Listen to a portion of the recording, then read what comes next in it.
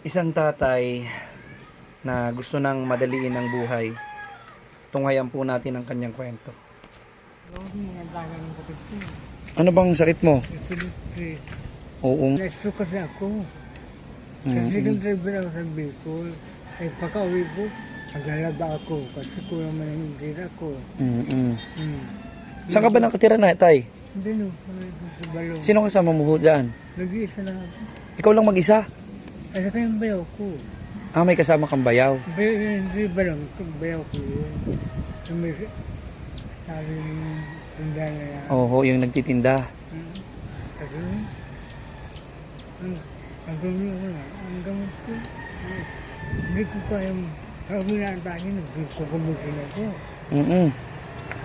Kahit nagdarating ako sa Panginoon, sabi ko rin, mabuti pang kunin lang ako. Pero, hindi mo ginagawa.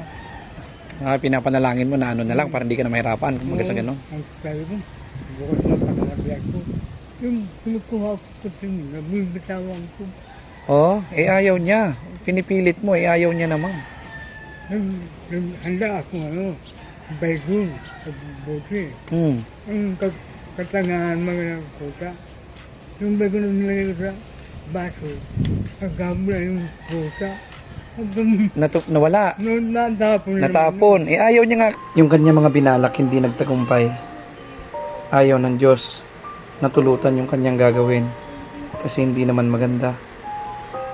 Pinilit niya ako na humingi na lang daw siya ng pambili ng gamot. Kasi sa kanyang maintenance daw. Dahil may epilepsy siya. Pinapaliwanag niya yung kalakal na yan yung iniipon niya para makabili din siya. Di ko na tinanong ng kung ano-ano pa.